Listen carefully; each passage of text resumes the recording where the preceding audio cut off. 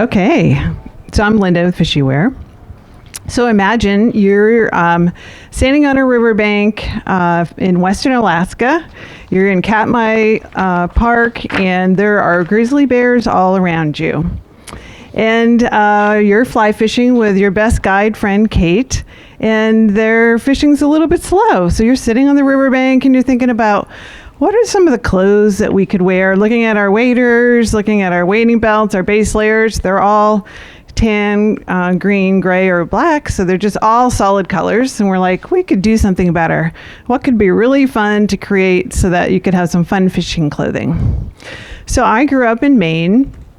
I learned how to fly fish with my dad in Maine, and right after college, I moved to Alaska looking for adventure.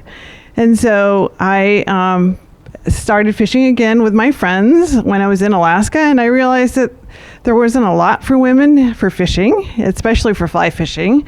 And I was wearing, honestly, moved from Maine. If you guys remember the white cotton waffle long johns? Yeah, so that's what we were wearing under our base layers, and just some really uncomfortable clothes. It felt like kind of a garage sale look, right? All mismatched. And I really wanted something that would help women feel comfortable, help me feel comfortable. And it's kind of like going to work every day, and you want to make sure that the clothes that you're wearing make you feel comfortable and you're confident and you're ready to go to work. So I felt like I could be the change. Why couldn't I create something fun for women that could fit for fishing, any kind of fishing, fly fishing, and just enjoying the outdoors in general? And the market at the time is very underserved for women. There's not much at all. It's mostly guys' clothing that I think somebody else was mentioning, shrinking and pinking. That's kind of so, they fit things that are for women that are really guys' sizes. So they didn't really fit that good. So most of my career when I was in Alaska was spent in the trucking industry. So trucking logistics. So I loved talking to all the logistics people yesterday because that was really fun. And I spent 30 years in trucking. If you ever saw the show Ice Road Truckers, anybody see that? Yeah. That was our company. So I didn't drive truck, but all the guys that did worked for me. So I was... yeah. So I was with the company 30 years. 20 of those I was a partner in the company, and we had about 700 employees, revenues of 160 million a year, and most of the employees were guys.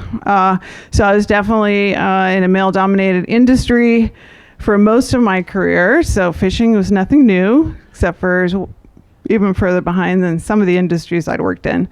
And we had grown our company to the point where most of my business partners were older, so they wanted to sell.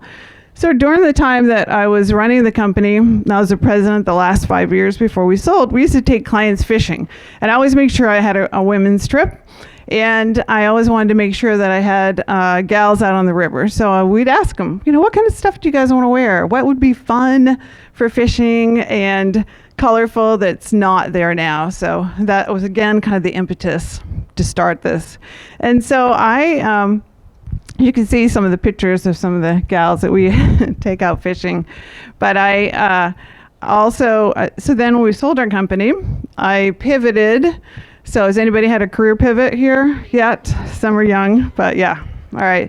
So talking about a career pivot, I went from trucking to manufacturing. Had no idea really what I was doing, other than I knew that I wanted to make a difference, and why couldn't I do it as well as anybody else, right?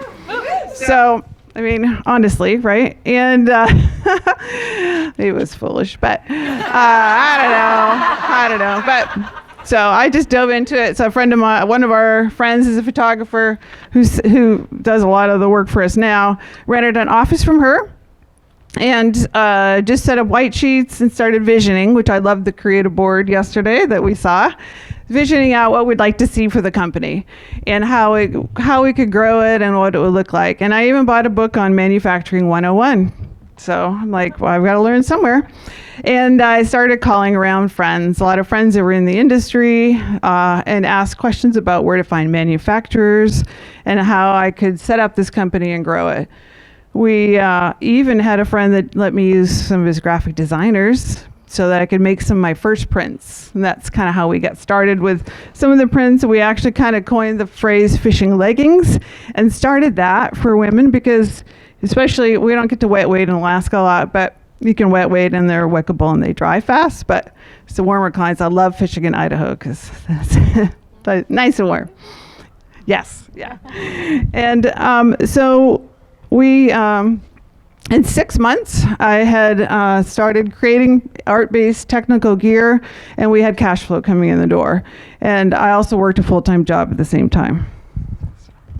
We were using female artists. We had female designers that we're using. We have a full female staff. We just added a couple of guys, so that's kind of been fun to and have a little diversity in our place. But so it's so similar to walking through here and seeing how Missy's built Title IX. It's just, and even listening to your podcast, I mean, it's just the similarities are just amazing. That's why it feels so comfortable here to be with your group. And so the opportunity to just be able to work with female brands, that's always our priority to do. Oh, I only have 1 minute. Oh my gosh. Okay, sorry. Okay, so going from river to restaurant is really our what we wanted to be able to do, and it was not my dad's clothes anymore. Okay. All right, so I wanted to just show you real quickly that some of the clothing. So we created a skort, a fishing skort. It has a place here you can put your forceps for fishing, a zinger on here as well. And these are all poly spandex. I did take pointers from Title IX last year to use flat lock seams and also to have a gusset in the skort. And then we also have this fishing shirt that we created that could go from fishing, or I'll pair it with a blazer and you can wear it for work as well. So, and then we also have, of course, the fishing leggings, has a little pocket. And again, that was also, oh my gosh, okay, I'm running out of time. All right. Okay, and then as far as our revenues and margins, those are all, we're working towards Keystone. We are productions in Alaska and US and Asia, and it's really easy for us to scale.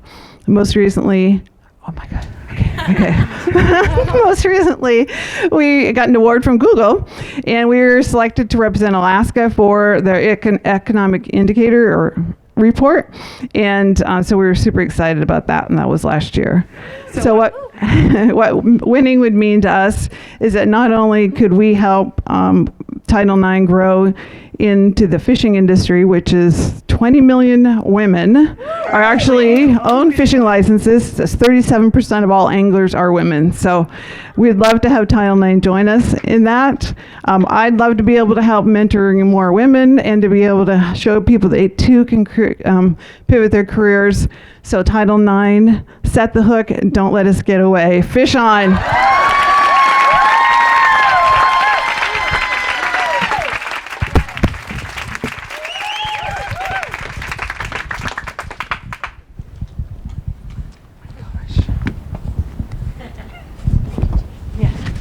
Hi, nice job.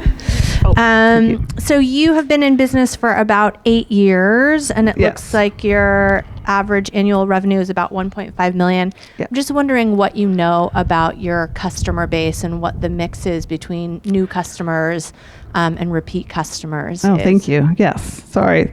I had that in my notes, but I talked too fast.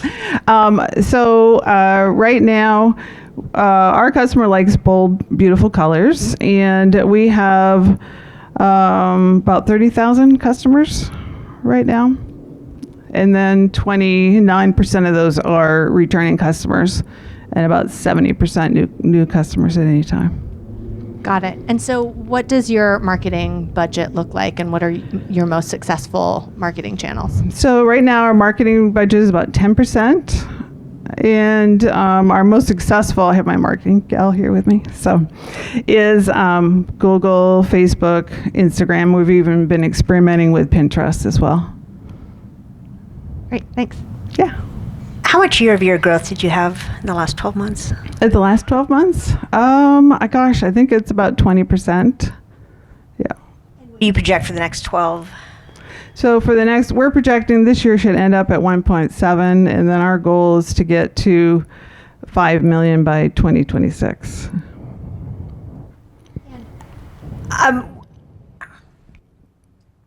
What's preventing you from growing faster? Wholesale, I think, is a big opportunity for us, and so I think just more marketing for us, finding more female reps, honestly, for the wholesale side would be awesome. So, any suggestions with that? And then our goal is to grow into other, more into some of the water sports, like more into Florida and the Southeast, because we're pretty strong in the Northwest and the Rockies, and now our goal is to grow more into the southern states. I'm looking at your financials, and I think that overall the ratios are very healthy, but it seems to me if you could grow a little bit faster, it would behoove you. Yes, absolutely. I agree. I like to grow, so any suggestions are welcome. All right, I have a product question. Nice job. That was Thank awesome. you. I am not a fly fisher woman.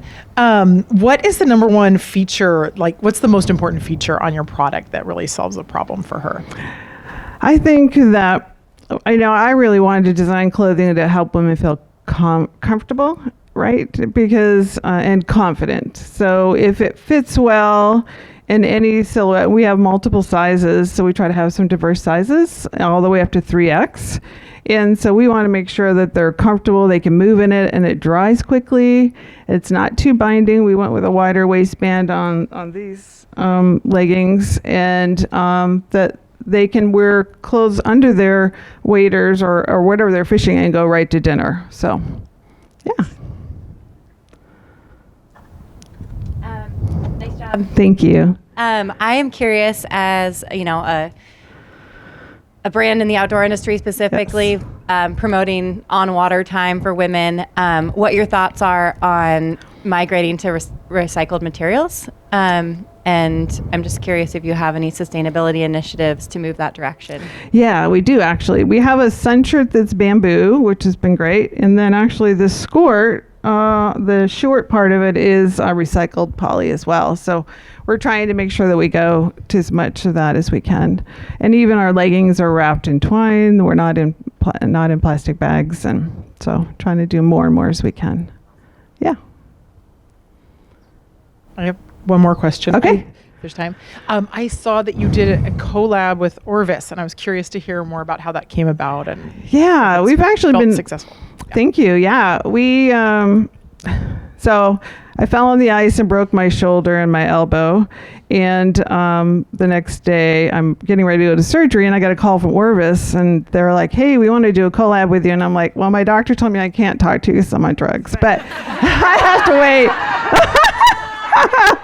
And so, anyhow, then I got to, they call and they're like, okay, well, we'll wait a couple of weeks until you get better. So yeah, so we've had this great relationship with Orvis, and so we've created sling bags with our art.